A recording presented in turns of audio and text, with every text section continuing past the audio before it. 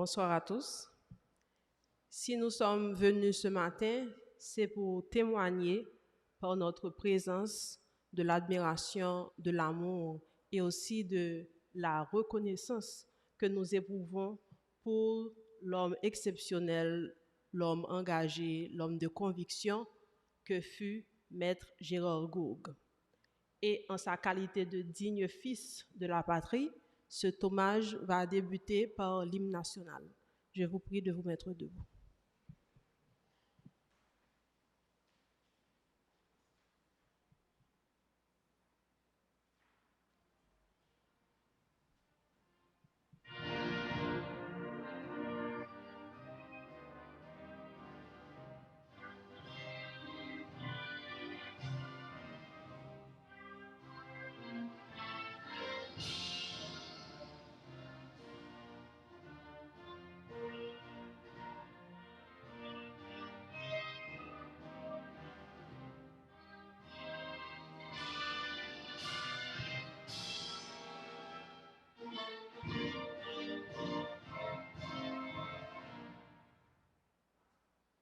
Merci. Donc, je suis Maître Osbert Augustin, professeur à l'Université Quisqueya, à la faculté de droit. Et je suis aussi conseillère au barreau de Port-au-Prince. Cet événement est organisé par diverses organisations de défense des droits humains et l'Université Quisqueya est honorée d'accueillir cet événement. Et en sa qualité d'hôte honoré de pouvoir héberger cette cérémonie d'hommage. Et je demande au directeur de la communication de l'université de venir pour ses propos de bienvenue.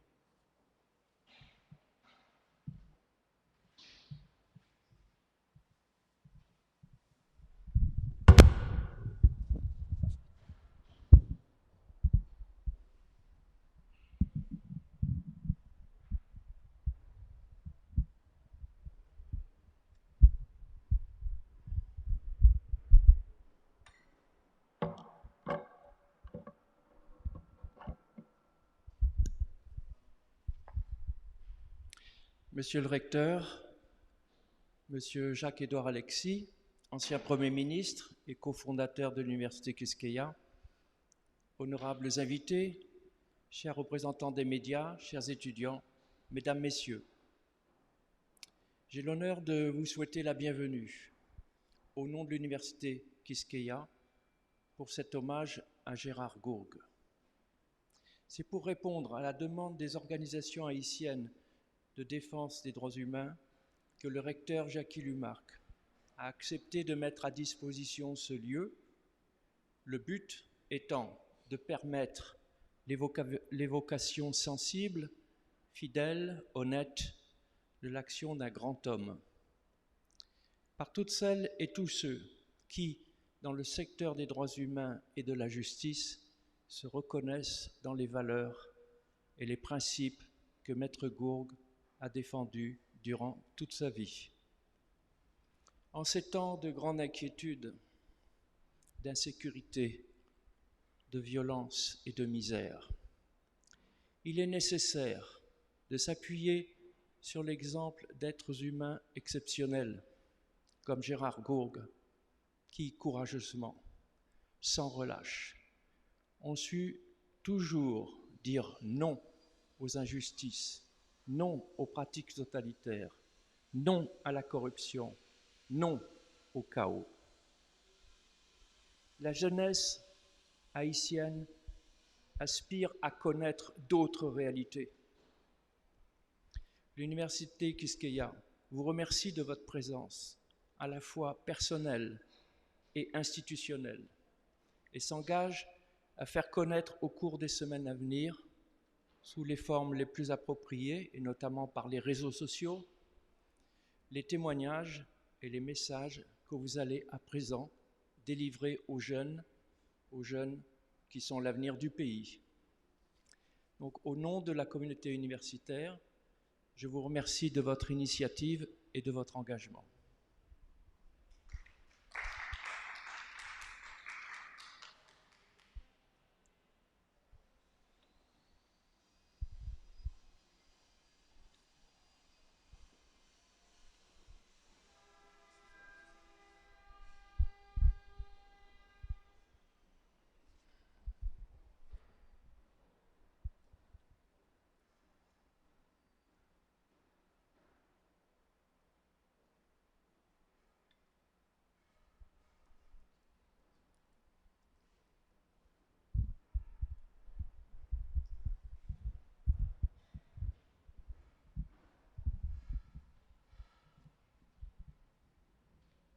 Merci, Monsieur Sauval. Pour témoigner, je vous prie d'accueillir sans plus tarder Maître Jean-Joseph Exumé, ancien ministre de la Justice.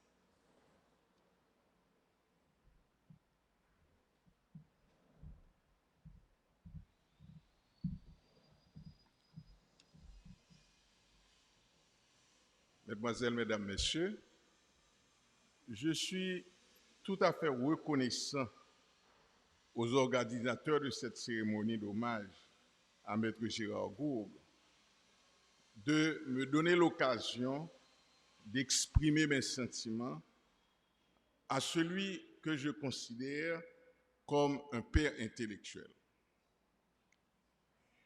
Après mes études secondaires au Petit Séminaire Saint-Martial et au lycée Toussaint-Louverture,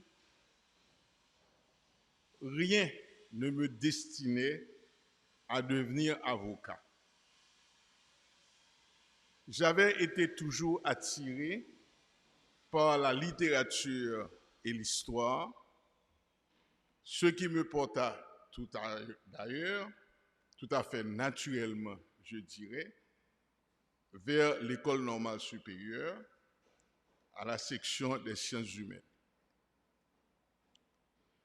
Je commençais tout de suite après une carrière dans l'enseignement de l'histoire et de la littérature haïtienne. Le déclic pour le droit, je l'ai eu après avoir suivi le fameux procès des timbres où Maître Gérard Gourgue a fait montre, à côté de ses qualités de tribun hors pair, d'une grande stratégie du droit. Stratégie pour faire remonter, comme il disait, la vérité du fond du puits. Et il n'était pas seul. Je me rappelle aussi de Maître Jean Vandal, de l'excellent commissaire du gouvernement, Rodrigue Casimir. À la faculté de droit et des sciences économiques, où j'ai eu la chance de suivre les cours de droit pénal du professeur Gourgue, à une époque où la dictature de Duvalier muselait le droit à la parole et celui de la pensée démocratique. Je retiens avant tout de Maître Gourgue deux qualités essentielles. Premièrement, ce professeur émérite qui avait une capacité hors du commun à transmettre les connaissances. Deuxièmement, le grand humaniste, toujours ouvert à participer au progrès de l'être humain depuis l'émancipation des élèves du collège Gérard Gourgue, en passant par la formation citoyenne des étudiants de la faculté. Ce qu'il est important de retenir chez Maître Gourgue, c'est cette dimension humaniste de son enseignement. Il ne se contentait pas d'enseigner, mais voulait forger par son enseignement une nouvelle conscience de l'haïtien.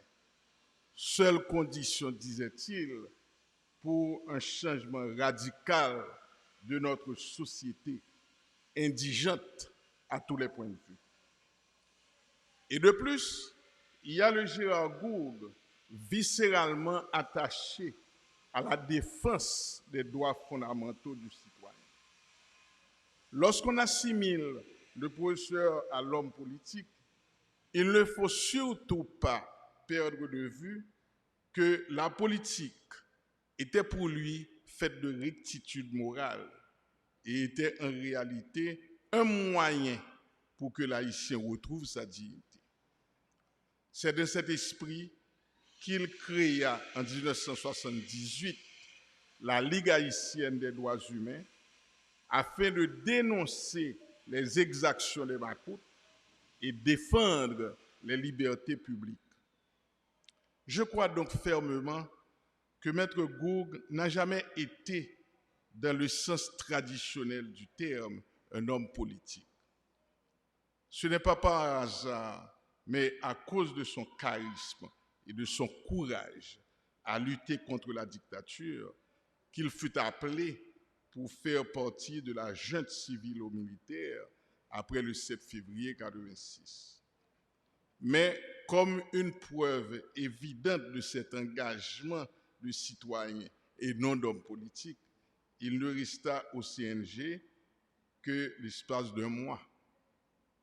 Sa perspicacité lui indiqua bien vite, en effet, qu'il ne pouvait pas partager les vues des militaires. Et pour ne pas se compromettre, il préféra divorcer de ce pouvoir de transition. Encore une fois, lorsqu'il prit la décision de briguer la présidence de la République aux élections de novembre 1987, sous la bannière du Front national de concertation, il ne cherchait pas la gloire. Et n'était-ce le massacre et la mauvaise foi qui a abouti au massacre du 29 novembre, commandité par les ennemis du peuple et de la démocratie, il aurait à coup sûr gagné les élections. Et sans doute, le cours de l'histoire aurait changé, comme l'a titré Arnold Antonin dans son film. Avec la perte de ce grand homme qui aura marqué l'histoire d'Haïti, nous tous, nous avons vu nos rêves s'envoler. Et à un moment où un nouveau leadership est indispensable pour un relèvement de notre pays, il faut espérer que la génération à laquelle j'appartiens, malheureusement nous commençons à vieillir sérieusement, puisse encore tenir vivante la flamme patriotique allumée par Maître Gérard Gourgue. Merci.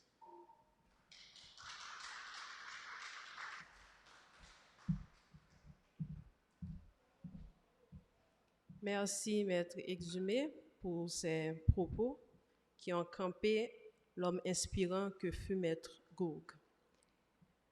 Je voudrais aussi dire que cette cérémonie est retransmise sur Facebook en direct et est aussi enregistrée sur YouTube.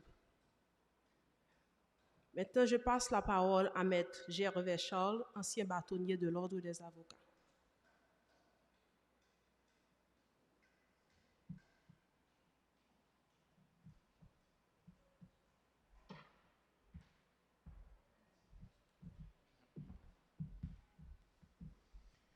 C'est à la manière de Maître Gérard Gourgue, je serai très expéditif dans mes salutations. Mesdames et messieurs, consoeurs et confrères,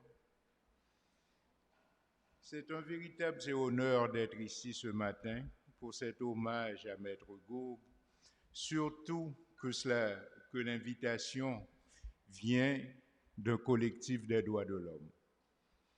Sa famille de cœur, comme l'était aussi le barreau de Port-au-Prince. Mesdames et messieurs, c'est la fin d'année est sombre. Le 28 août 2020, notre bâtonnier, Maître Montferrier d'Orval, nous a été brutalement enlevé, lâchement assassiné alors qu'il avait tant à accomplir.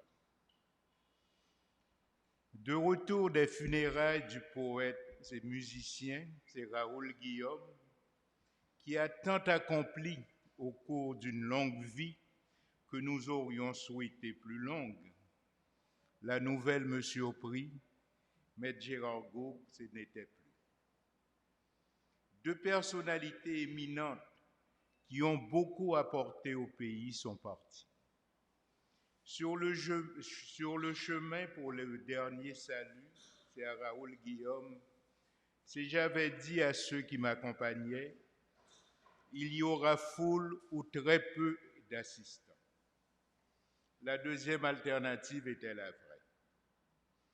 Assis auprès de Marc Lamarre, c'est un des co-citadins, Édouard, assis auprès de Marc Lamarre qui vient de sortir un précieux livre intitulé Haïti en musique, préfacé par Raoul Guillaume, il me dit qu'ils étaient les deux survivants de l'orchestre Issa El Saïd. Guy Durosier, Joe Trouillot et le maestro, entre autres, les avaient précédés. Nonagénaire et toujours vert, comme sa musique, Raoul Guillaume est parti entouré de sa famille et de vrais amis. Quelle différence avec l'hommage s'est rendu par la France à Charles Aznavour. La reconnaissance de mémoire est dans notre pays un vain mot. Cependant, les œuvres demeurent et constituent un riche héritage pour la culture haïtienne. Certains pensent peut-être que j'ai pris du temps avant de parler de mon confrère et ami M. Gérard Gourgue. C'est sûrement parce qu'il est en moi que je me suis permis cette légère infidélité. Grand ami de mon père, c'est Newton Charles, j'ai eu à le fréquenter dès mon jeune âge. Je le retrouvai à la faculté de droit et des sciences économiques de Port-au-Prince en 1975 à ma nomination de retour de l'étranger comme professeur. Les jeunes avaient repris intérêt aux études juridiques suite au procès d'Estaing qui avait retenu l'attention de toute la communauté. Mais Gérard Gourgue avait dominé ses assises par la profondeur de ses connaissances. Dénonçant le caractère politique de ce procès, il s'était exclamé: si la vérité est au fond du puits, nous descendrons dans ce puits pour la découvrir. L'objectif de la dictature était mis à nu. L'entreprise de relations publiques basée sur le sacrifice du jeune ministre progressiste et populaire Serge Faucon avait échoué. La dictature ne pouvait se payer le luxe de débats ouverts. Mais Gérard Gourgue avait porté au régime un coup sérieux qui, au fil des temps, entraînerait sa chute. L'atmosphère à la faculté se reflétait une fois nouvelle dans la justice.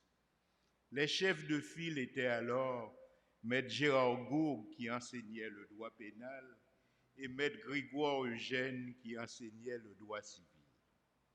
Leurs cours enthousiasmaient les étudiants. Les deux joueraient un rôle déterminant dans la contestation. Le professeur Grégoire Eugène fonda un parti politique et M. Gérard Gourgue une organisation des droits de l'homme qui pousserait le régime dans ses derniers retranchements. Dans sa vie publique, celui-ci utilisait à merveille l'arme de la provocation qui portait l'adversaire à la faute. La dictature repose sur la répression. À des assises programmées à Saint-Jean-Bosco, Sous les allures d'une manifestation populaire, le régime utilisa l'arme de la répression, bastonnant les participants, et la perte de vies humaines était à déplorer. La victoire éphémère des bourreaux scellait à terme le sort du régime. Les temps avaient changé. Depuis la présidence de Jimmy Carter et l'accent mis sur les droits de l'homme, les régimes répressifs n'eurent pour arme que l'approfondissement de la terreur, marquant ainsi leur chute inévitable. La présidence de Ronald Reagan, applaudie au début par ces régimes, n'aura d'autre choix que de s'en défaire. À son départ, Jean-Claude Duvalier nomma le Conseil national de gouvernement sous la direction des militaires et de Maître Gérard Gourd. Sa présence visait à calmer la contestation. Cependant, il ne se laisserait pas utiliser. Comme prévu, les militaires voulurent gouverner de façon autoritaire. Leur plan serait déjoué par la démission retentissante de Gérard Gourd. Le peuple réclamait des élections démocratiques et naturellement, il devint le chef de file de ce mouvement. Candidat à la présidence, sa victoire était assurée. Une autre tuerie à la rue Vaillant mit fin aux rêves de tout un peuple. D'autres mèneraient la bataille en première ligne et Maître Gérard Gourd restera la conscience d'une nation meurtrie. Encore une chance perdue. Une présidence, Gérard Gourd, avec accent sur les droits de l'homme, aurait eu un impact bénéfique. Mais ceci demeure des conjectures. Le retrait de la politique active de Maître Gérard Gourd lui permit de renouer des liens profonds avec sa famille de cœur, le barreau de Port-au-Prince. La stature de l'homme et son attachement à la justice redonnèrent espoir à plusieurs, particulièrement les laissés pour compte qui avaient retrouvé leurs défenseurs. Le dévouement de Maître Gérard Gourd pour la justice sociale s'est toujours manifesté. Il a participé à la fondation du MOP, le mouvement ouvrier paysan dont le professeur Daniel Fiolet sera le leader incontestable et le Bel-Air, alors le plus grand quartier populaire de Port-au-Prince, le port d'attache. La trajectoire politique de l'homme restera fidèle à ses convictions patriotiques et progressistes. Au barreau de Port-au-Prince, il a eu un rôle déterminant à une époque de grande confusion. Chargé comme bâtonnier haï de diriger la corporation et d'organiser les élections pour le renouvellement du Conseil de l'Ordre, son prestige lui permit de réussir avec brio ce défi. Et pour l'anecdote, l'urne utilisée à cette occasion avait été récupérée à la rue Vaillant. Mon cher ami, toujours et provocateur pour la bonne cause, répétait souvent à sa manière cette phrase de l'ancien président français Raymond Poincaré. C'est devenu bâtonnier c'est d'honneur de l'ordre des avocats de Paris après sa présidence. Dans un pays où les institutions sont déficientes, le bâtonnier de l'ordre des avocats demeure l'homme le plus important, représentant pour ses concitoyens le feu sacré de la justice. À ces funérailles, c'est national, la bâtonnière, les anciens bâtonniers et le Conseil de l'ordre étaient pour la corporation les principaux participants.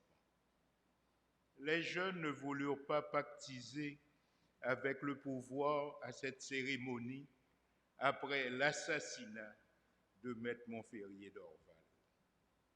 Par contre, ce qui aurait fait plaisir à mon ami, c'est les dirigeants de l'ordre ont rejoint une marche après les funérailles. Gérard nous aurait dit aujourd'hui que les tentatives totalitaires portent en elles les germes d'autodestruction. Mais pour les abattre, que de batailles et de pleurs. En ces moments de grande incertitude, ton absence est cruelle. Grand salut à mes amis, c'est Montferrier d'Orval, c'est Raoul Guillaume et Gérard Gaugue. Je vous remercie.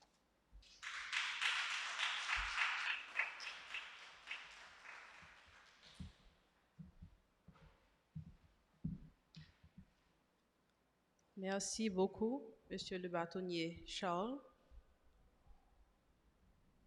Donc, vous nous avez non seulement campé le personnage, mais vous nous avez aussi rappelé l'époque dans laquelle il a vécu, une époque si particulière. Maintenant, je passe la parole à Madame Liliane Pierre-Paul, journaliste militante, animatrice de radio et fondatrice de Radio Télé Quisqueya.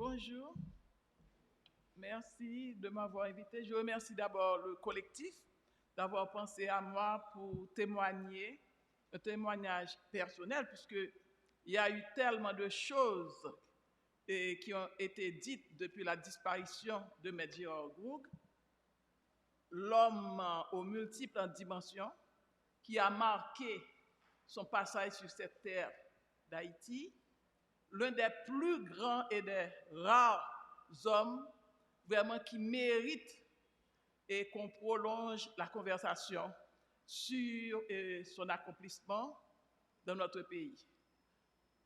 Parce que les gens comme Maître Gérard Gougue, je pense que la moule qui les a fabriqués a été cassée depuis quelque temps. Haïti n'en fait plus, malheureusement, depuis quelque temps. D'ailleurs, pour être tout à fait dans la modernité, ne devrait-on pas parler de préférence, de logiciels qu'on a inculqués aux jeunes haïtiens, aux nouvelles générations, plus que de moule, puisque la moule, ça nous réfère beaucoup plus à l'artisanat et à d'autres pratiques qu'on a de plus en plus tendance à négliger aujourd'hui en Haïti. Parce que le logiciel qui fonctionne dans la majorité des cerveaux haïtiens maintenant n'a rien à voir avec quelqu'un comme Maître Gérard Gougue. C'est la rupture avec ce que nous sommes, c'est la rupture avec tout ce que nous autres Haïtiens nous représentons, dans l'émancipation des peuples, dans l'accomplissement des rêves des déshérités pour une vie meilleure. C'est tout ça que Maître Gougue avait incarné. Comme je le dis au début, pratiquement tout a été dit sur les diverses dimensions de Maître Gérard Gougue, l'humaniste, pionnier. Il a été parmi les premiers Haïtiens qui a écrit un livre sur l'enfance dans les années 50. Et il a été également pionnier dans la défense des droits fondamentaux, des droits humains. sous la dictature des Duvalier. Ce n'était pas une mince affaire, c'était très extrêmement difficile à ce moment-là. Moi, j'étais témoin et il était à la fois témoin et acteur, Maître Gourd, de tout ce qui s'est passé pendant, disons, ces 70 dernières années dans notre pays. Maître Gourd était aussi l'éducateur, directeur d'école, père de famille, un père aimant, un mari attentionné. Mais tout ce qu'il a fait, il avait toujours pour sa femme qui était à côté de lui. Comme je le disais tantôt, moi, mon témoignage, c'est un témoignage personnel concernant mes relations avec Maître Gérard Gourd et sa femme Paula. J'ai rencontré Maître Gérard Gourd il y a maintenant plusieurs décennies. J'étais jeune, très jeune, journaliste. Je commençais ma carrière à Radio Haïti Inter, qui était une radio engagée dans la bataille. C'était l'ossature même de la lutte démocratique en Haïti à cette époque. Parce que sur Radio Haïti, tout le mouvement démocratique de l'époque, balbutiant, parce qu'on était sous la dictature des Duvalier. Mais il y avait aussi à cette époque une toute petite fenêtre, une toute petite opportunité, grâce à la présence d'un défenseur des droits humains à la Maison-Blanche, qui s'appelait Jimmy Carter, qui a été élu à la fin des années 70, puis précisément en 1976. Et sa doctrine, c'était de pousser surtout le sous-continent, qui était infesté de dictateurs, de s'ouvrir un peu plus et d'obtenir des réformes démocratiques pour qu'on puisse s'acheminer vers des élections libres et démocratiques et l'émergence aussi des institutions démocratiques, et du genre des organisations de défense des droits humains et défendre la liberté de la presse, les organisations syndicales, tout ça. Et c'est dans ce contexte-là qu'a émergé la Ligue haïtienne de défense des droits humains, créée par Maître Gérard Gourd comme président. Il était accompagné de Maître Joseph Maxi, de Maître Joseph Lafontaine et de Madame Irma Ratou. C'est eux qui étaient les pionniers. Il y avait d'autres membres aussi, mais c'était les plus connus, les plus éminents qui s'étaient exposés face à la dictature.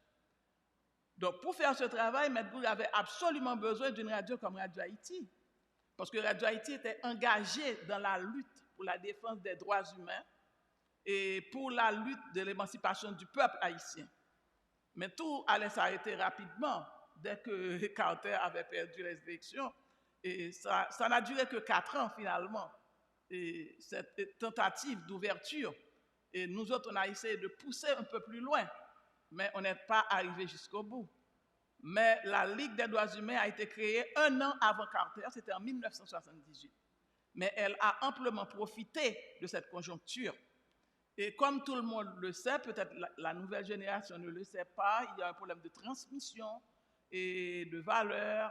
Et Maître Gourd a été l'un des pionniers, non seulement pour la défense des droits humains, mais aussi pour les conférences de débat sur les droits humains en Haïti. Il a fait une tentative qui s'est terminée par l'intervention des tontons Macoute chez les Salésiens.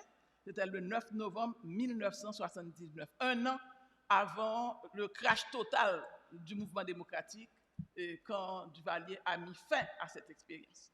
C'est dans ce contexte-là, moi, j'ai rencontré Maître Gérard Gourd. D'ailleurs, il m'appelait tout le temps, c'est ma fille, c'est comme ça qu'il m'appelait, et avec beaucoup d'affection. Et à ce moment-là, moi, personnellement, en tant que jeune journaliste, j'avais énormément de problèmes d'affirmation, de problèmes de choix et de me situer par rapport à l'exercice même de ma profession. Par exemple, c'était évident pour moi, je devais faire un choix linguistique. Je ne voulais pas être un journaliste qui parlait pour une minorité. Et je fais le choix de parler en créole. J'ai été persécutée. Ma famille a été persécutée pour ce choix. Donc, il me fallait quelqu'un avec une oreille attentive qui pouvait me conseiller, m'encadrer.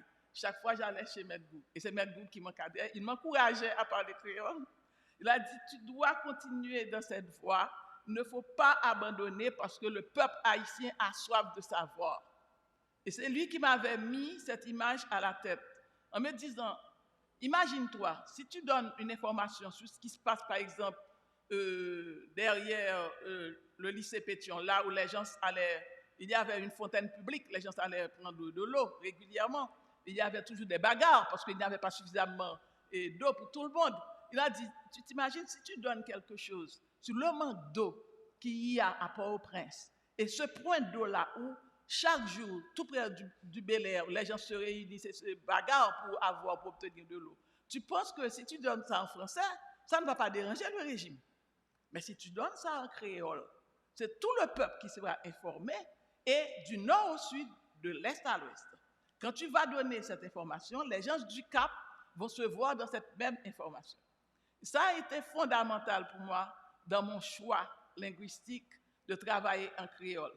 Parce qu'il se disait des choses, des colibets, c'est parce que je n'ai pas été à l'école, je ne sais pas parler français. C'est pour ça qu'il y a des gens qui me testaient pour voir si je pouvais écrire en français. Donc c'était très, très, très, très dur. Et quand on est jeune, et la plupart du temps, on est très complexé. Donc c'était très difficile pour moi. Et Maître Goug m'a donné la confiance en moi. Il m'a soutenu, lui ainsi que sa femme, Paula. Donc c'est comme ça que je suis entrée dans leur famille. Il dit toujours c'est lui qui est entré dans ma famille, mais c'est le contraire. C'est comme ça que je suis entrée dans la famille Goug. Et pendant toute ma carrière, et par la suite, tout ce qui s'est produit par la suite, les arrestations abusives, les persécutions politiques contre moi, contre ma famille, contre Radio Haïti Inter, et contre toute l'équipe, Philo, Jacques Price, Jacques Jean-Baptiste, qui ont passé plus de 2 ans en prison après le crash de 1980. Et tout ça, Maître Goug a toujours été là. Non seulement comme défenseur des droits humains, comme un père qui m'a accompagné. Et en sortant de la prison, bon, parce que finalement ça s'est terminé par la prison pour tout le monde, on a fermé Radio Haïti, et moi j'ai été en exil. Je faisais partie d'un groupe de 7 qu'on a exilé dans le même avion, le même jour. Mais par la suite, Maître Goug a toujours été auprès de ma maman, ma famille, parce que ce jour-là, le 28 novembre 1980, le jour de la razzia, et les Totomacoutes et les militaires, les agents de secret service, de l'ANI, de l'ANI avant l'heure, ont été chez moi, et c'était la SD, des casernes de Salines. Ils ont arrêté mes frères, et ils ont arrêté, il y avait une dizaine de personnes, en tout 13 personnes qui l'ont arrêté chez ma maman ce jour-là. Et c'est Maître Goug qui a accompagné ma famille pendant tout le temps que j'ai passé en exil, 6 ans. Et j'avais toujours eu contact avec lui. Et quand je suis revenu d'exil, il était l'une des premières personnalités qui était venue nous accueillir à l'aéroport international. Par la suite, on avait donné une conférence de presse, il nous avait accompagnés et il nous a toujours accompagnés. C'était un rapport de père et fille.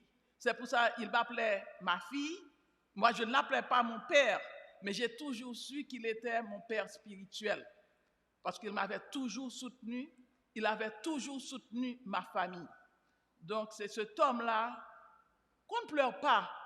Parce qu'arriver nonagénaire dans un pays comme Haïti, où l'espérance de vie ne dépasse pas la cinquantaine, moi je suis déjà sous libre.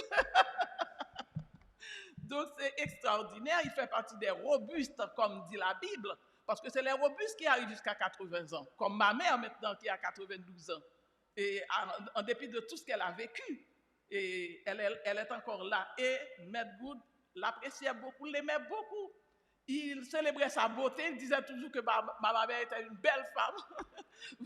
Parce que Maître Goug était comme ça. Il était quelqu'un de très ouvert, c'était un haïtien qu'on n'en fait plus maintenant, on n'en voit plus, qui aimait la bonne chair et le bon vin, mais en même temps qui se préoccupait des autres et qui avait une vaste culture et qui était ouvert à tout ce qui se passe ailleurs. Il était informé à l'heure et au temps. C'est pas facile de trouver quelqu'un aujourd'hui, à l'heure de l'Internet, hyper connecté. Je peux vous garantir qu'il n'y a pas beaucoup de gens encore en Haïti comme Maître Goug. C'est l'un des rares personnage, l'un des grands Haïtiens, moi, ce qui me peinait depuis 6 ans, c'est son déclin. Et je savais que ce jour arrivait. Je savais que ce jour arrivait. D'ailleurs, j'avais déjà fait dans mes oreilles de ces sorties, de ces formules qui nous manquaient déjà depuis avant son départ. Et par exemple, lors de l'assassinat de Maître Montferrier d'Orval, je me disais, si Maître Gourgue était fonctionnel, je sais quelle sortie il aurait fait. Mais malheureusement, il était déjà loin de nous. Mais ce qui m'a peiné, c'est de savoir qu'il était quelque part dans son petit coin pendant ces 6 dernières années, après le départ de sa femme, et où il intégrait et où il a vécu non seulement son déclin personnel, et où elle était devenue impuissant, il ne pouvait plus rien faire parce qu'il a déjà tout donné, et il vivait aussi le déclin de ce pays qu'il aimait charnellement. Moi, j'ai énormément souffert de ça, pas le jour de sa disparition, mais pendant ces 6 dernières années. Et ça m'a énormément peiné pour quelqu'un qui a tellement aimé Haïti, qui a tellement fait pour ce pays et qui s'en va. Au contraire, au lieu de voir une amélioration, la situation s'empire pratiquement d'heure en heure. C'est tout ce que j'avais à dire concernant Maître Gourgue, mais j'aurais dû parler en créole parce que ça l'aurait fait tellement plaisir, lui qui m'avait encouragé d'emprunter cette voie. Merci beaucoup.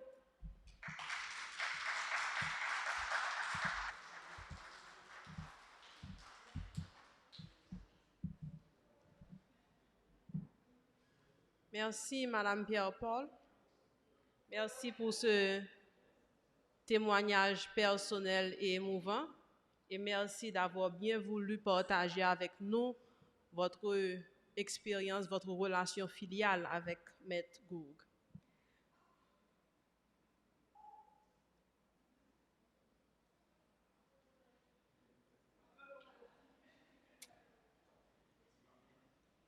Nous allons maintenant accueillir le président de la Fédération des barreaux d'Haïti, mais qui est aujourd'hui présent en sa qualité de président du Bureau des droits humains en Haïti, Maître Jacques Letan.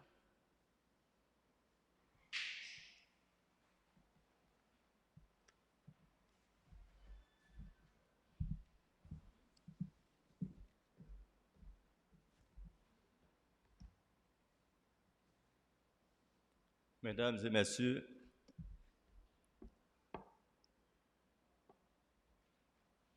avec le décès de notre éminent confrère, c'est une époque qu'on enterre, celle d'un combat pour les droits humains qui s'est nourri du rejet de la dictature, celle de la chute d'un système, de l'avènement de la transition vers un monde meilleur. Hélas, cette transition est sur le point d'accoucher un monstre. Il ne s'agit pas, évidemment, de se laisser dire comme d'autres que c'était mieux avant. Au contraire, il nous faudra un jour tenir ce procès du passé, qui, faute d'avoir été condamné, cherche sans cesse à se réinventer. Il s'agit cependant de dresser un constat froid, amer, douloureux, sur cette incapacité à sortir du provisoire pour construire du solide. Depuis 10 ans, depuis 20 ans, depuis 30 ans, nous vivons sous des tentes. Notre démocratie s'est forgée sous des abris précaires, secouée par les ouragans, les incendies, les tremblements de terre. Son bâtiment principal, le Palais national, n'est jamais ressorti des décombres. Son palais de justice s'est figé dans un provisoire qui expose chaque jour davantage la vie des acteurs de la justice et des citoyens qui osent encore espérer qu'elle existe. Notre état de droit est aujourd'hui en ruine. Mais, au-delà des aléas naturels, il nous faut mesurer la catastrophe humaine. celle du piétinement des droits humains, de la violation des libertés fondamentales, celle du détournement des idéaux au service d'intérêts personnels et stratégiques. Le peuple est aujourd'hui épuisé, à court d'idées, en manque de changement. Perdus sur ces chemins de traverse, nous ne parvenons plus à distinguer l'après. Dans cette noirceur qui fait perdre le sens des choses, il nous faut à tout prix nous accrocher à des symboles. Maître Gérard Gourgue est de ces lueurs qui doivent éclairer notre volonté de vivre et de construire un avenir meilleur.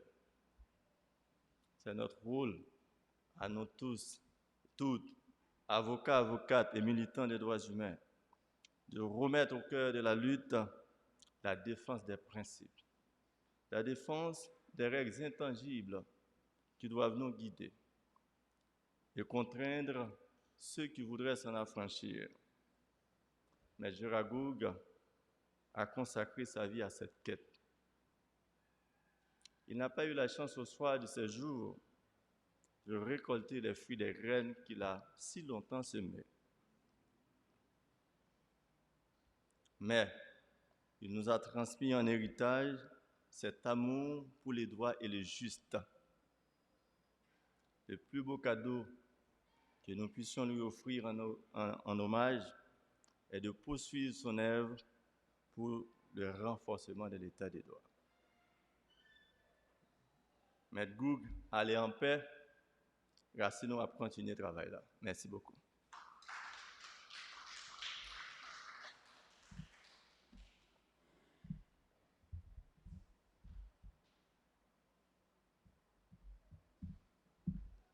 Merci beaucoup, Monsieur le bâtonnier.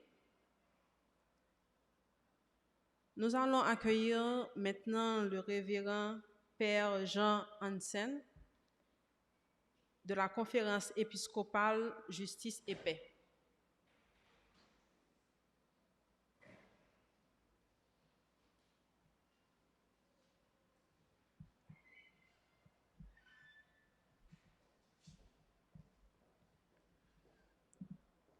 Avec un pile respect, Commission Justice avec la Paix, saluer mémoire Maître Gérard Gourgue et nous saluer toute assemblée, à toute assistance là, dans l'occasion grand hommage là, secteur de Wamoun a organisé pour gros défenseur de Wamoun mettre la teye dans le pays. Parce que dans Maître Gérard Gourgue, nous saluer un grand défenseur de Wamoun qui vraiment a un peu de courage, détermination et surtout conviction.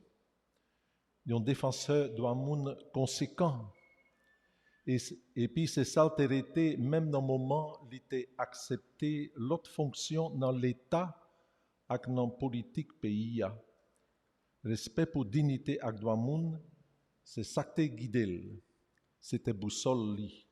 C'est ça qui t'a fait le clair et qui t'a fait connaître tout le lit devait faire yon camper au bail des missions dans un engagement li te prend. Combien de monde là yo accepté en fonction dans l'État ou bien là yo joué un rôle politique qui oubliait ça yo teye avant. Ak ça que devait vrai objectif engagement yo. Ak en pile intérêt moi t'ai écouté yon l'autre fois ça Maître Gérard Gourgue t'a dit dans Radio Haïti Inter comme président Ligue haïtien de Wamoun dans date 10 décembre 1978 dans occasion 30e anniversaire les Nations Unies ont adopté déclaration de droit tout le monde gagner. Il te mettait en pile accent sur nécessité pour gagner un développement réel pour peuple noir avec démocratie. Il mettait l'accent sur valeurs morales et spirituelles qui fondement de monde. Il a souvent oublié. Il te fait auditeur songer vocation et rôle historique Haïti gagnant dans le combat ça. Et puis il mettait un accent spécial sur liberté, la parole, droit, éducation, liberté réunion avec droit la vie, droit travail, un niveau la vie correct pour tout le monde, doit gagner réflexion, mais tout action pour avancer.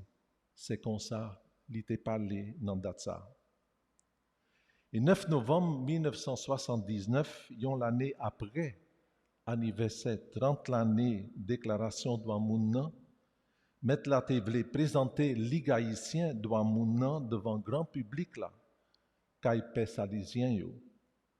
Dans ça, en plus moun songer tant qu'au vendredi noir, peut-être brutalité, ma coutio qui était déguisé, qui était caché parmi participants yo, à qui on seule l'idée dans tête yo pour empêcher message ak parole qui dit moun gen droit pas parler.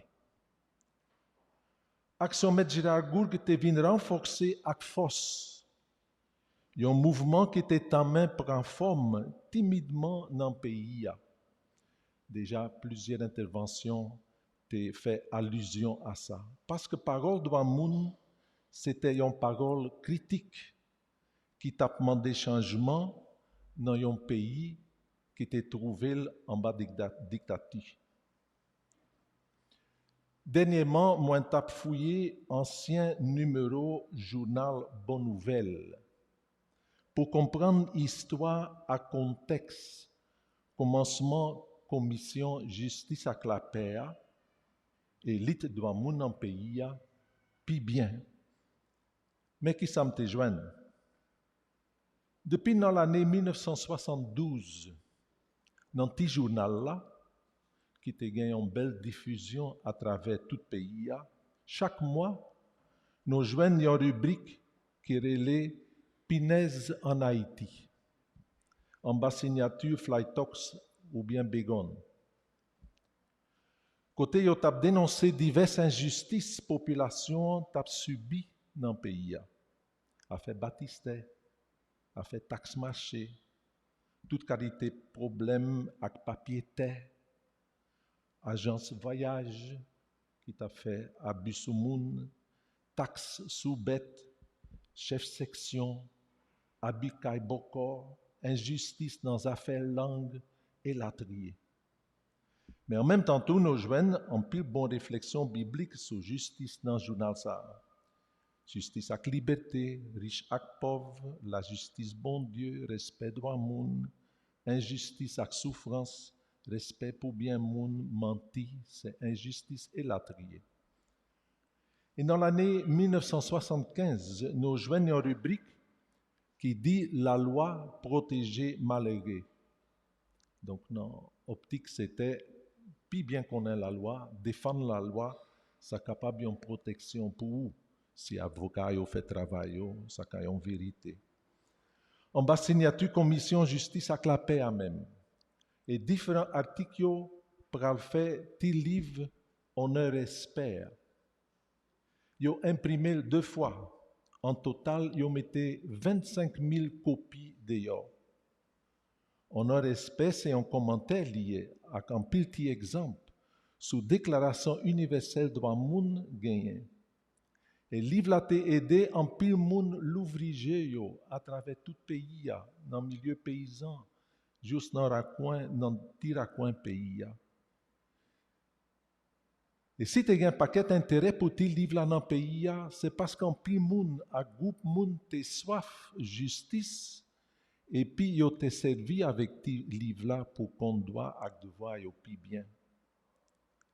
Zamitaï, qui t'est marié, met Google, avec directeur journal Bonne Nouvelle, Joris Köppens, pas un secret pour pièce moun.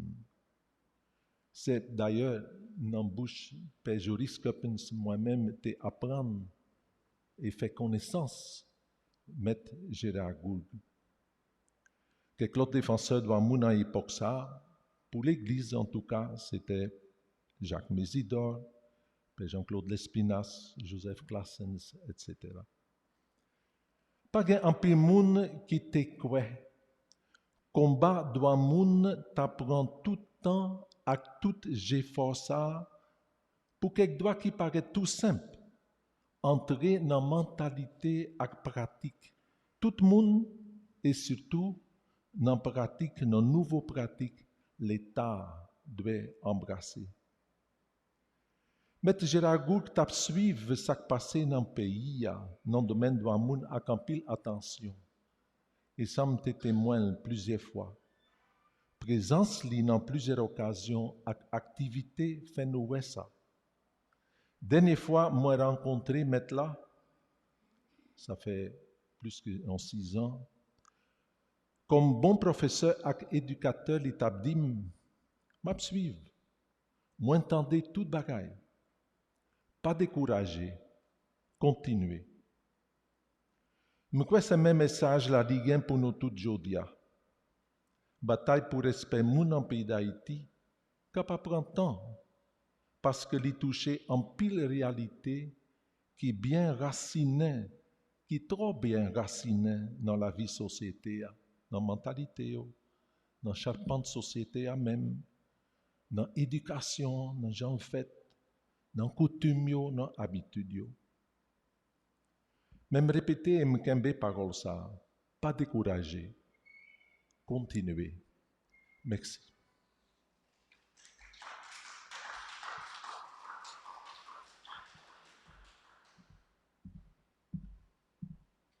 Merci, révérend, pour rappel ça que vous avez fait sous écrit, réflexion avec plaidoyer que M. Gourg fait pour respect avec dignité moun.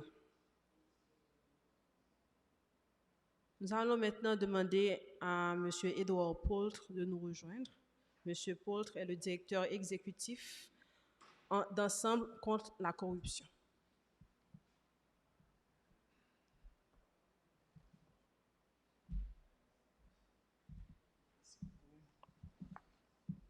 Merci de nous associer à cet hommage à Maître Gérard Gourg. Je salue un homme à 3 dimensions. D'abord, l'éducateur et le professionnel du droit. Permettez que je vous emmène en 1975. Je n'avais que 20 ans quand on organisa le fameux procès des timbres. Mes jeunes camarades et moi, à Saint-Marc, en vacances, nous passions notre journée devant un transistor à suivre les belles envolées du ministère public et des avocats de la défense. Ce fut mon premier contact avec Maître Gourg, avec cette percutante affirmation, même si la vérité est au fond d'un puits, nous y descendrons pour la ramener dehors. À l'époque, j'étais admis en 2e année d'université pour des études commerciales et économiques. J'avoue que je fus tenté d'y renoncer pour embrasser des études de droit, tellement la profession d'avocat avait la cote parmi les jeunes.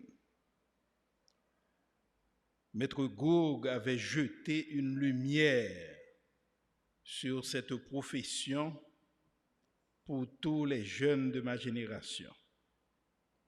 Et si j'ai hésité, c'est parce que je n'avais pas une aussi grande culture qui marche aussi de pair avec cette belle profession. La deuxième dimension que je veux saluer,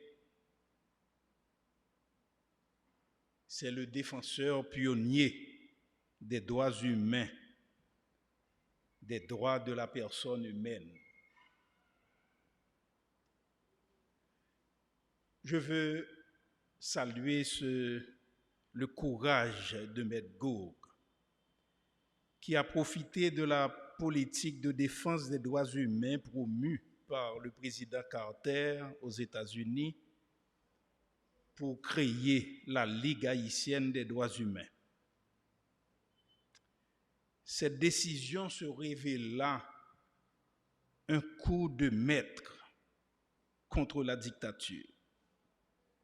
La Ligue haïtienne des droits humains ébranlera le pouvoir des Duvalier jusque dans ses fondements et donnera encore plus d'audace et plus de hardiesse aux jeunes journalistes de Radio Haïti, Radio Métropole, Radio Classique, le magazine Le Petit Samedi Soir, au quotidien Le Nouvelliste, à Radio Soleil et Radio Lumière. Dès lors, rien ne pourra arrêter l'effondrement total de l'édifice Duvalier. Maître Gourgue, comme pionnier dans la défense des droits humains en Haïti, a jeté une lumière sur le chemin de la démocratie haïtienne. La troisième dimension que je voudrais saluer ce matin, c'est l'homme politique au destin contrarié. En novembre 1987, j'étais au cœur de l'administration du CEP et je supervisais tout le dispositif logistique qui avait été mis en place pour acheminer bulletins et matériels électoraux partout dans le pays. En contact avec les BED, les BEC et tout le personnel de terrain du CEP, les journalistes, les différents médias, tant dans la capitale que dans les villes de province, le nom de Maître Gourgue était sur toutes les lèvres. Son nom résonnait fort, plus fort que les cymbales retentissantes des forces armées d'Haïti, plus fort que les balles assassines des militants duvalieristes qui cherchaient à reprendre les contrôles du pouvoir politique. Personne ne pouvait arrêter son ascension à la première magistrature de l'État. Les seules alternatives étaient les tueries, les massacres, le blocage des routes, les barricades et l'attitude permissive de l'État central, qui, comme aujourd'hui, met en péril la démocratie haïtienne. Hommage à toi, Maître Gourgue, pour ton exemple, ton savoir, ta culture, ton patriotisme et ton courage.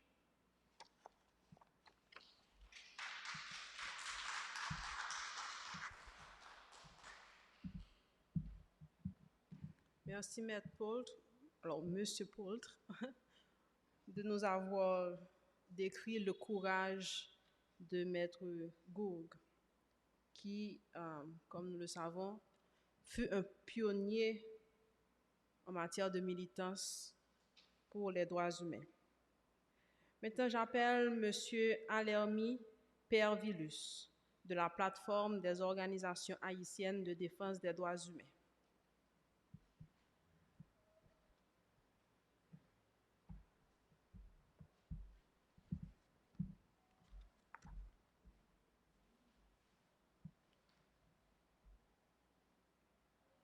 Je salue les responsables de l'Université Quisqueya,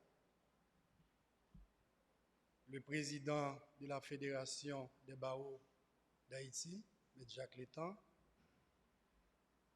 Je salue également d'autres personnalités telles que Maître Jean-Joseph Exumé, ancien ministre de la Justice, Maître Gervais Charles, ancien bâtonnier, et la journaliste militante, Madame Liliane Pierre-Paul. Je salue également les représentants et représentantes d'organisations des droits humains présents. Pour que la justice soit juste, il faut que l'équilibre se rétablisse. Il faut que les faibles puissent parler la même langue que les forts. Il faut que l'opprimé puisse regarder l'oppresseur en face. Telle est la réflexion de Maître Antoine-Joseph Gérard-Goub dès sa prestation de serment au barreau de Port-au-Prince en 1948 à l'âge de 23 ans. En effet, Maître Goub, dès lors, fait montre à toute une génération de sa capacité de poser le problème de l'impunité, de sa capacité de poser le problème de l'injustice qui bat son plein en Haïti aujourd'hui.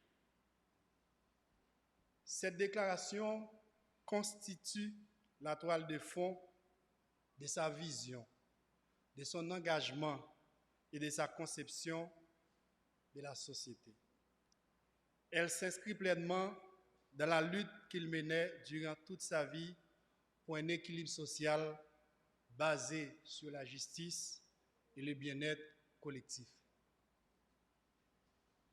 Et cet engagement, cette volonté allait se cristalliser lorsque Maître Goub, de regrettée mémoire, l'immortel de son État, fonda en 1978 la Ligue haïtienne des droits humains sous le régime autocratique des Duvalier.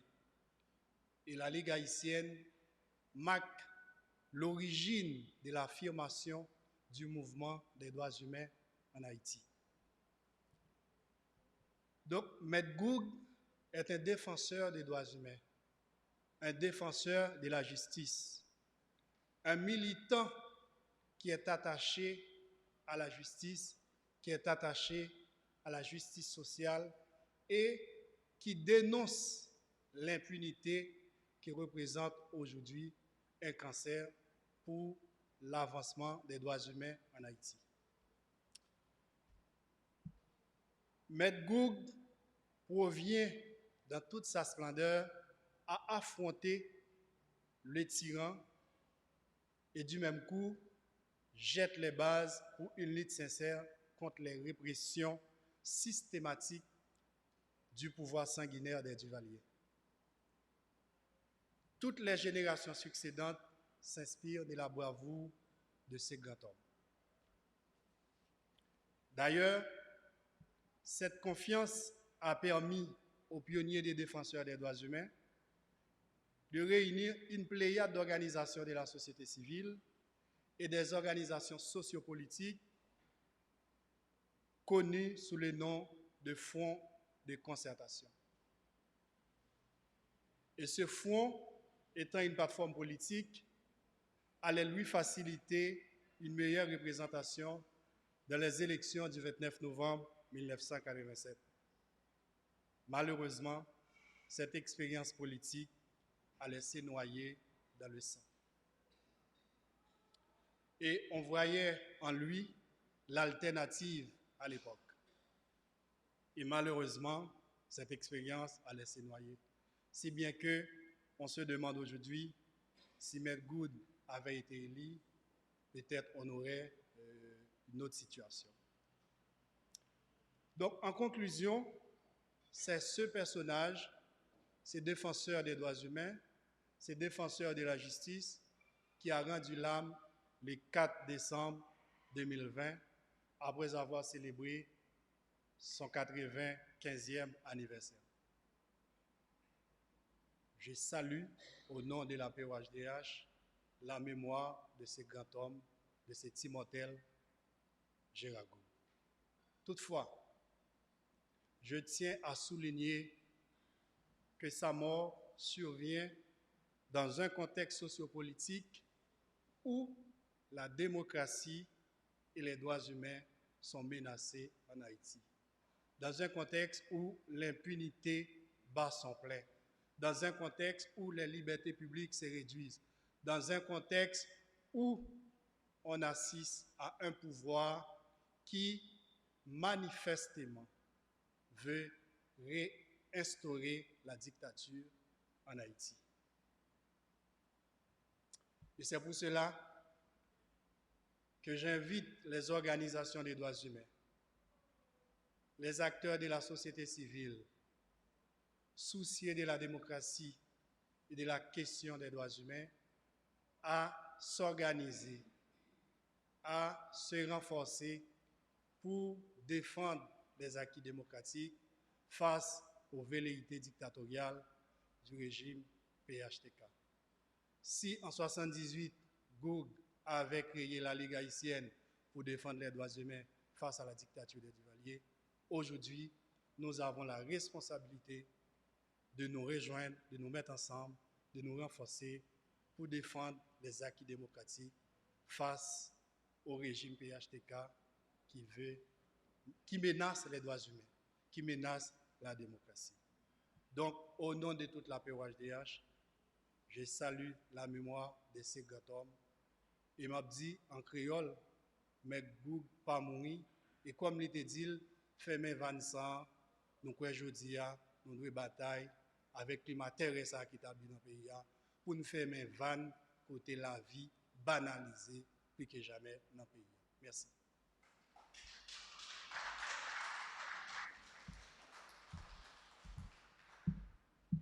Merci, Monsieur Pervilus. Et Monsieur Pervilus en a profité pour faire un appel à la solidarité et demander que les acquis démocratiques soient préservés. Maintenant, j'appelle Monsieur Gédéon Jean, directeur exécutif du Centre d'analyse et de recherche en droits de l'homme. Maître Gédéon.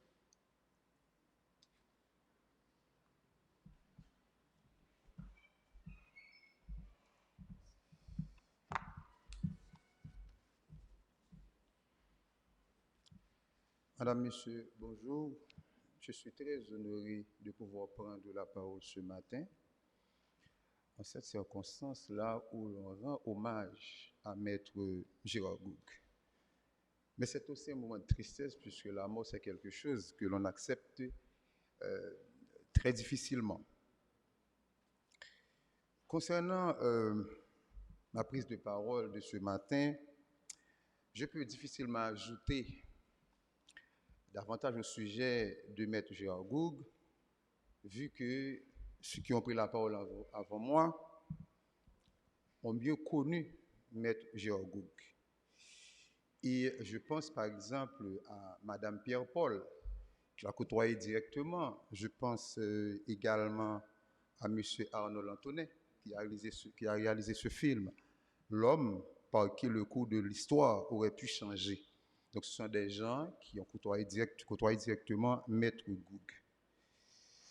De ce quoi il me faut des mois, voire des années pour, si vous voulez, faire des recherches en vue de cerner les multiples dimensions de l'homme. Et je pense à Edouard Paul qui a parlé de l'homme aux multiples facettes, aux multiples dimensions. Donc Gérard Gourgue, d'abord, une figure politique, l'opposant à la dictature des Duvalier.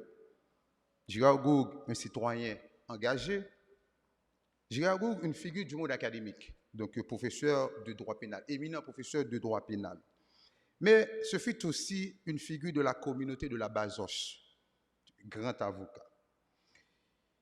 En ma qualité de militant de droits humains, directeur exécutif du Centre d'analyse et de recherche en droits de l'homme,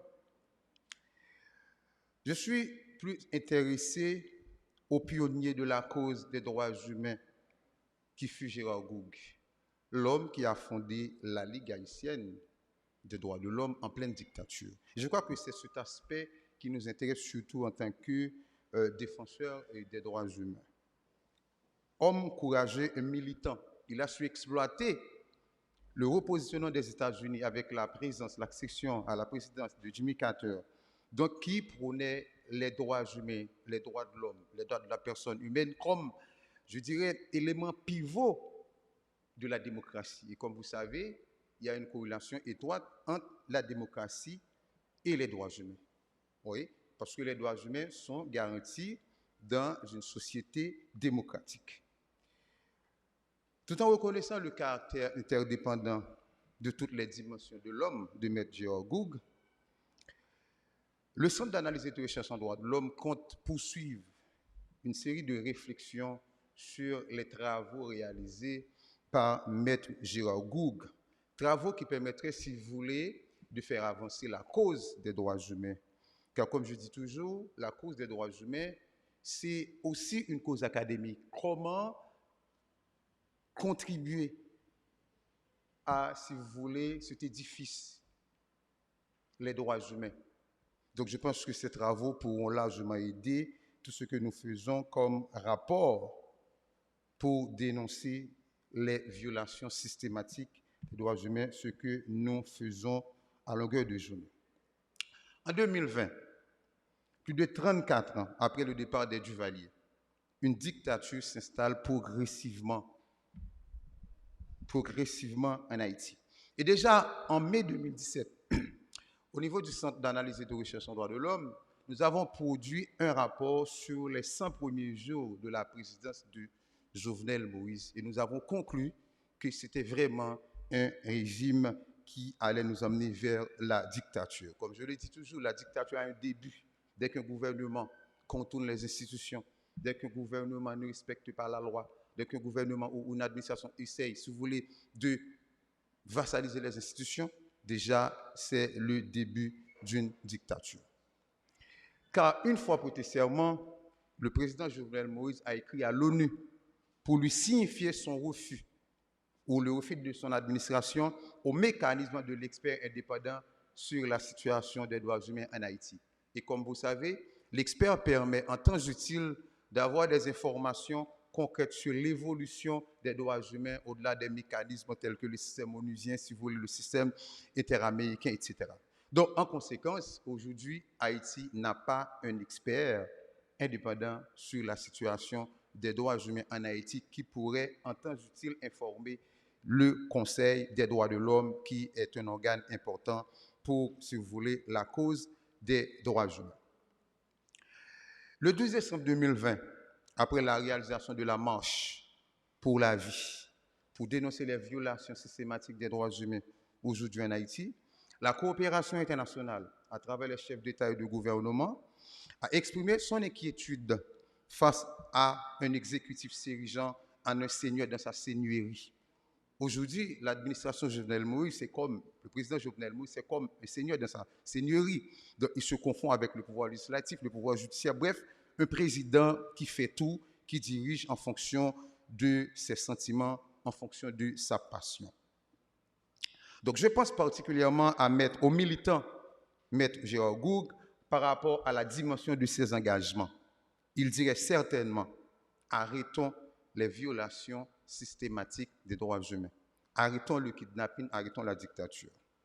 Je pense que la meilleure façon de rendre hommage à M. Goog est de nous unir pour stopper ce projet dictatorial, ce projet du président Jovenel Moïse. Car, comme je le dis souvent, la dictature, c'est le contraire des droits humains. Là où il y a dictature, là où il y a pouvoir autoritaire, on ne peut pas parler de droits humains. Et c'est pourquoi la deuxième conférence mondiale sur les droits de l'homme, par exemple, établit cette corrélation étroite entre l'état du droit, les droits humains et la démocratie. Donc, pour parler de droits humains en termes de jouissance, en termes de garantie, eh bien, il faut que les fondamentaux de l'état du droit, il faut que les fondamentaux de la démocratie soient respectés. Aujourd'hui, en Haïti, on ne peut pas parler de droits humains là où l'extrême pauvreté et la misère atteint la grande majorité de la population. La pauvreté est considérée comme la négation des droits humains. Donc, en pleine dictature, M. Goug, le défenseur des droits humains, eut à dire en campé robinet sang, comme mon ami, mon collègue Alermi vient de le souligner. Donc, les militants aujourd'hui, en 2020, devraient dire finissons-en avec la misère dans laquelle patauge la population et arrêtons le kidnapping, les massacres, les violations de droits humains. Et je pense que c'est par la nature, la profondeur de notre engagement comme défenseur des droits humains, comme professeur à l'université, comme université en tant que communauté académique, eh bien, c'est par, si vous voulez, la défense des droits humains, par la dénonciation, par la profondeur de notre engagement que nous pouvons rendre hommage à Gérard Goug. Donc, je remercie l'Université Quisqueya qui a pris l'initiative, alors cette initiative conjointement avec les organisations de défense des droits humains pour rendre hommage à Maître Gérard Goug. Je vous en remercie.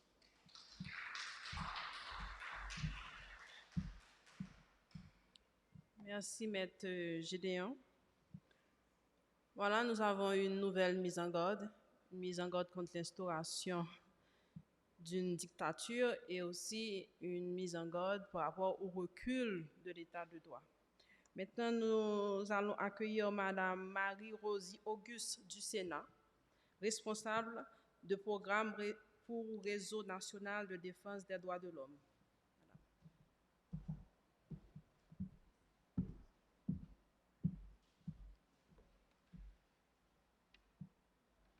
Mesdames, Messieurs de l'assistance, aujourd'hui, Haïti vient de perdre un grand homme qui avait réuni en lui seul un fondateur d'école, un enseignant respecté, un avocat, un père de famille, un défenseur des droits humains et un politicien de grande envergure.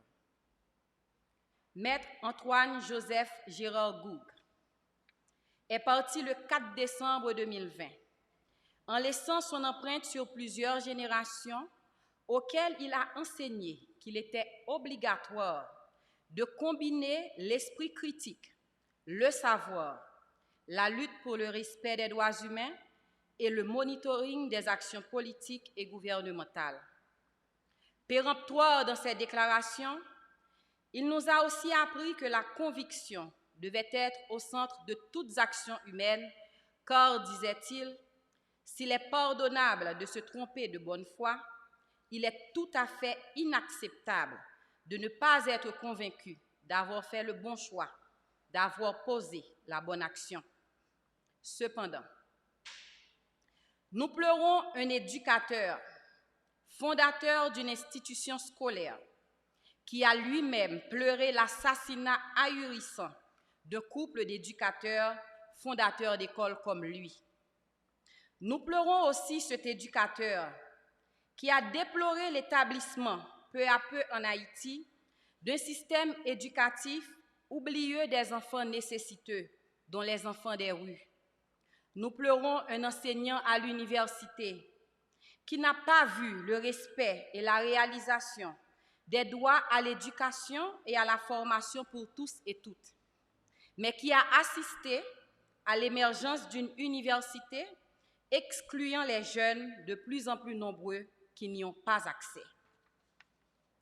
Nous pleurons le départ d'un avocat qui est parti sans avoir appris pourquoi, 3 mois plus tôt, son bâtonnier en fonction a été criblé de balles.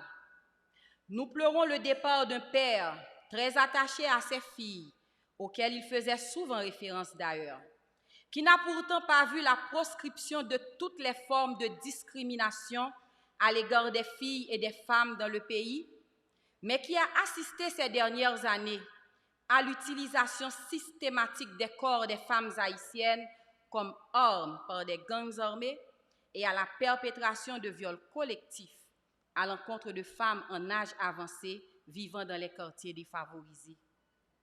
Nous pleurons le départ d'un défenseur des droits humains qui laisse derrière lui un pays où les droits à la vie et à la sécurité sont systématiquement violés, qui chaque matin apprenait dans les nouvelles la découverte de corps de jeunes mutilés, violés, jetés sur des détritus, et qui aurait noté avec sidération qu'en une seule année, plus de 900 personnes ont perdu la vie dans des circonstances inacceptables, dont des bébés de 5 et de 8 mois, des écoliers en uniforme revenant de l'école, des prisonniers maintenus en détention préventive illégale et arbitraire depuis plusieurs années.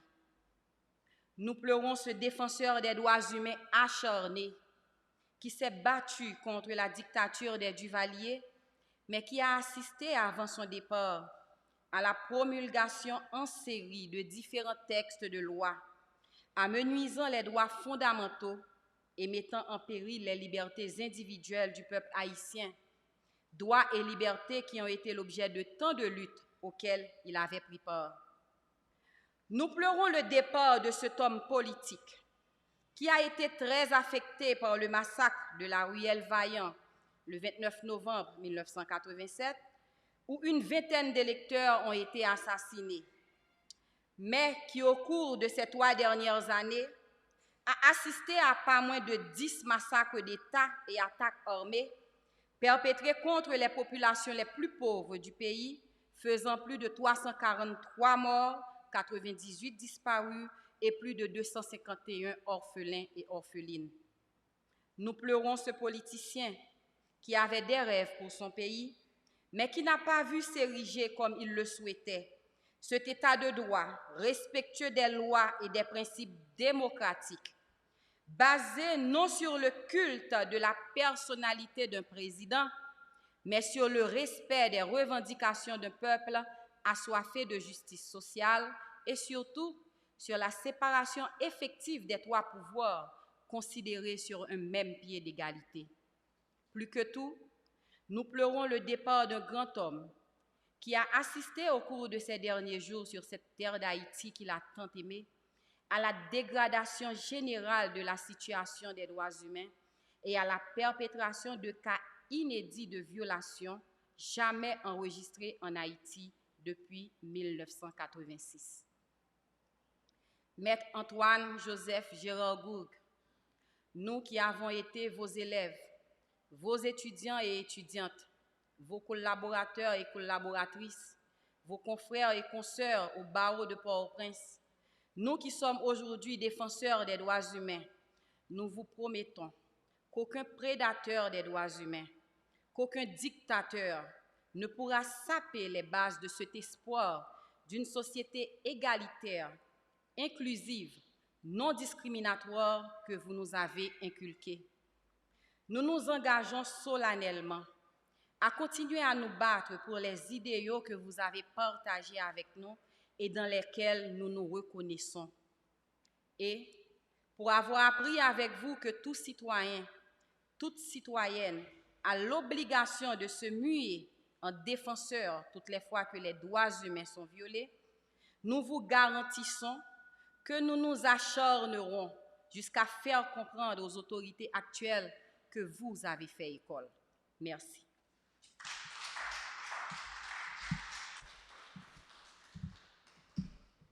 Merci, Madame du Sénat. Merci pour votre discours très fort et votre engagement. Maintenant, nous accueillons Maître Paul Rachel Cadet, conseiller de l'Ordre des avocats et porte-parole de l'Ordre des avocats.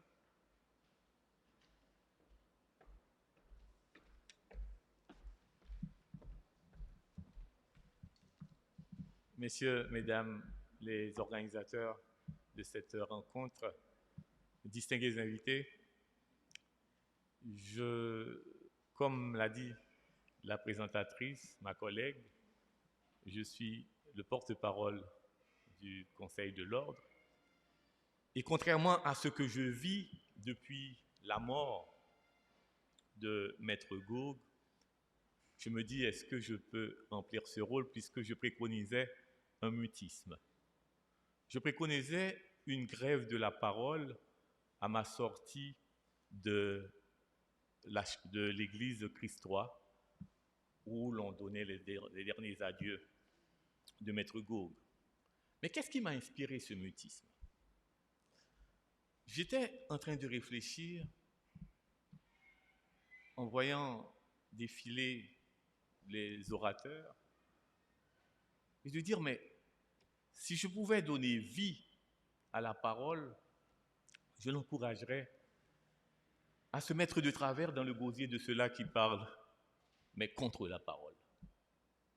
C'est comme si les mêmes paroles peuvent sortir de plusieurs bouches différentes, avec des pensées différentes, des personnalités différentes, mais puisque les circonstances obligent, ces paroles vont dans la même direction. Nous étions en train de donner un dernier adieu à Maître Gourgue, un avocat. Un avocat disciple, je dirais, d'Aristote, pas dans la rhétorique pure, mais qui a pris le chemin plutôt de cette parole qui construit. Contrairement à l'emploi qu'on en fait en pratiquant tout simplement un sophisme, c'est-à-dire dire les belles choses pour faire dormir le public, pour amadouer, pour plaire, suivant que les circonstances l'obligent. Malheureusement, Maître Marie-Suzy Legros m'a appelé hier pour me dire de parler aujourd'hui et j'ai voulu lui dire non, parce que je ne voulais pas parler. J'ai tant entendu parler de gens qui font l'éloge de Maître Gourgue. Maître Gourgue qui mérite bien ses éloges parce qu'il a vécu, je dirais, de manière cohérente avec ses paroles. J'ai entendu son petit-fils parler, j'ai entendu des avocats parler en son nom, et on sent que c'est un homme qui cherchait la cohérence entre ce qu'il disait et ce qu'il vivait. Il était le premier président de la Ligue nationale des droits humains, de la Ligue haïtienne des droits humains. Mais après lui, certainement, vous connaissez mieux que moi, cette liste interminable de responsables des droits humains. Mais être défenseur des droits humains, selon Maître Gourgue, c'était, à mon avis, dans ma compréhension de son travail et de ce qu'il a laissé pour le pays, c'était faire litière des groupes suivant sa croyance, suivant sa conviction, suivant sa chapelle politique, et considérer tout homme indistinctement, comme un être dont les droits humains doivent être défendus.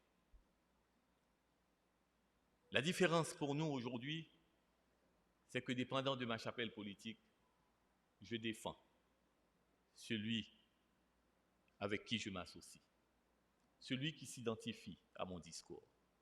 Cela me peine énormément. Et aujourd'hui, surtout que cet hommage se fait à l'université Quisqueya, Maître Gourgue était un professeur, et je dis qu'il faut désormais insister sur l'éthique de l'éducation. Il faut insister sur l'éthique du savoir, de la connaissance. Quand on sait, à quelle fin fait-on?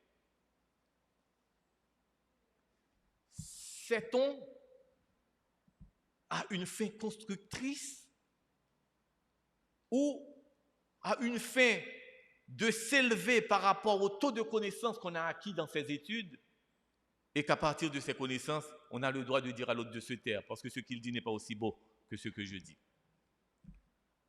Et cela m'a fait plonger dans une grande tristesse en considérant que mon pays est divisé justement par les paroles confuses des grands qui, au lieu d'unir un peuple à un bien commun, à l'amour d'un bien commun, utilisent des mots,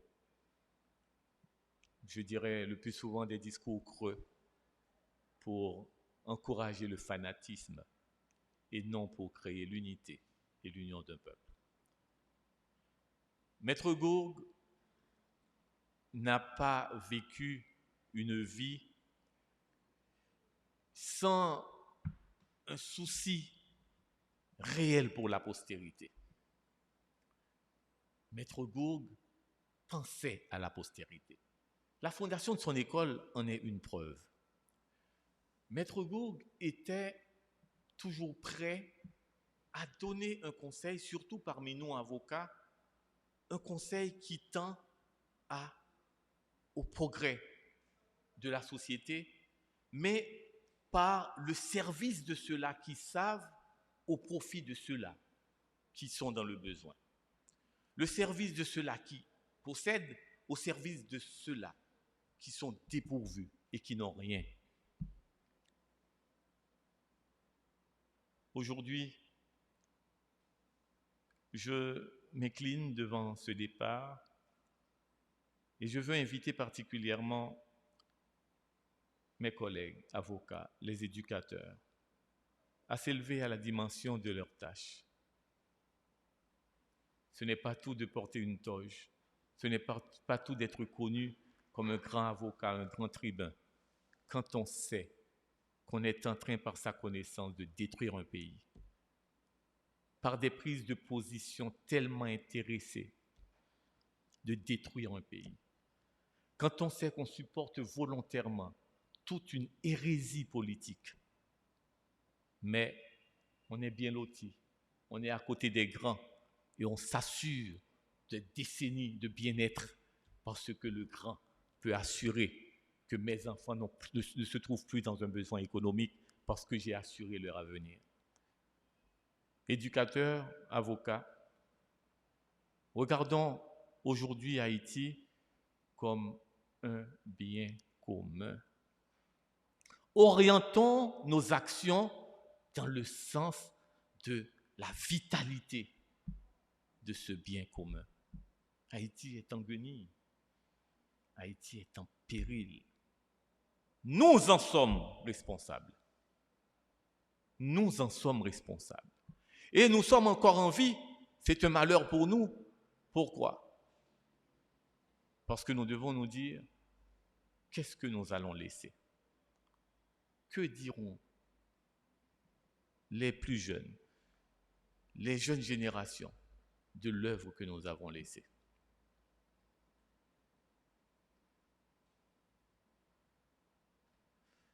Je veux finir en ramenant toutes les personnes ici présentes à cette pensée que je vais paraphraser parce que la mémoire m'échappe. C'est que les plus coupables dans la destruction de pays ne sont pas ceux qui activement travaillent à cette destruction, mais ceux qui laissent faire sans rien dire. Et surtout quand nous sommes dans les circonstances où nous avons la capacité, la possibilité de dire quelque chose. Disons ce qui est bon pour sauver Haïti. Je pense que la mémoire de Maître Gourgue sera honorée de savoir que chaque Haïtien aujourd'hui prend cette résolution d'être positif et de faire ce qui est bon pour le pays, non ce qui est bon pour soi.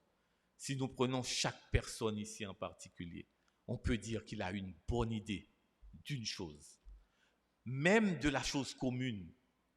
Mais cette idée de la chose commune, elle la transforme dans son intérêt personnel.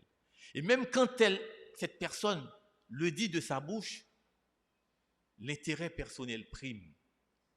Et pour revenir à Aristote, quand dans la rhétorique, il a présenté les trois piliers de la rhétorique, les trois piliers fondamentaux dans son livre La rhétorique, il a parlé de l'éthos,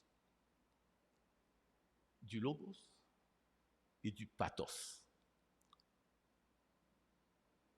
Vous savez ce que l'éthos, qui est pour moi le plus essentiel, c'est d'être le témoignage de ce qu'on dit. Le témoignage de ce qu'on dit, de vivre ce qu'on dit, de faire ce qu'on dit. Nous ne sommes pas défenseurs des droits humains parce que c'est un beau titre. Et quand nous sommes défenseurs des droits humains, nous devons comprendre que nous avons une grande responsabilité. Nous ne sommes pas recteurs d'université parce que nous sommes bien formés. Nous avons fait les grandes universités européennes. Mais quand nous sommes recteurs d'université, nous sommes un modèle, on nous regarde. Quand nous sortons de l'université et que nous nous trouvons dans une réunion particulière d'hommes d'affaires ou d'hommes politiques, quand dans leur plan, ils préfèrent établir le créole généralement dans le pays, alors qu'au fond intérieur, ils sont prêts à financer les programmes d'université qui tendent à promouvoir le créole, parce qu'au fond, ils savent que si nous maintenons cette majorité dans le créole, nous n'aurons plus de possibilités de dominer longtemps dans ce pays. Ce sont des vérités qui sont dures. Mais dans ces réunions, que faisons-nous? Haïti a besoin d'une prise de conscience généralisée. Moi, en tant qu'avocat, je voudrais en être le défenseur. Mais je veux particulièrement commencer par la promotion de cela. Merci.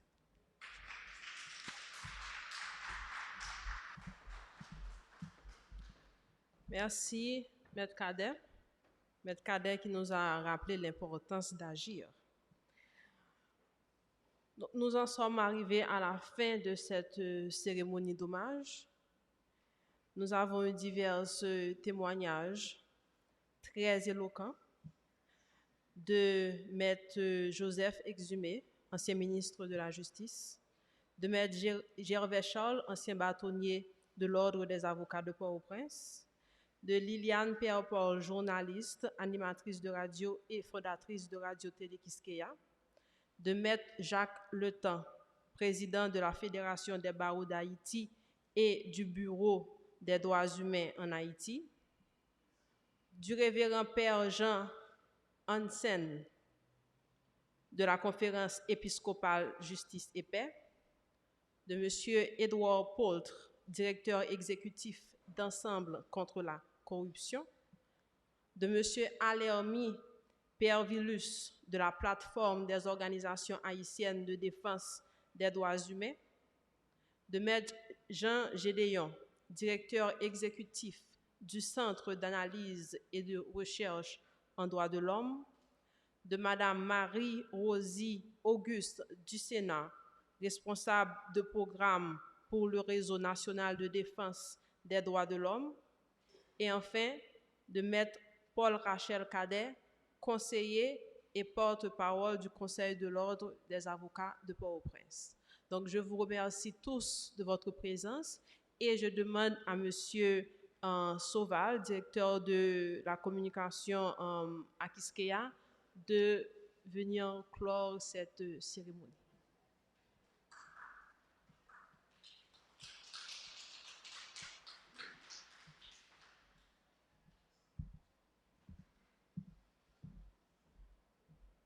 Merci. Je serai très très bref parce que devant une assemblée aussi extraordinaire qui a parlé en des termes aussi éloquents et aussi vrais de Maître Gérard Gourde, on ne peut que rester admiratif, silencieux, laisser ces paroles vraies qui ont été prononcées entrer dans notre cœur, dans notre esprit et dans notre âme. Et à la suite de tout ce qu'on a entendu, eh bien, il faut continuer le combat, maintenir le flambeau des droits humains, de la démocratie, de la justice le plus haut possible. Merci.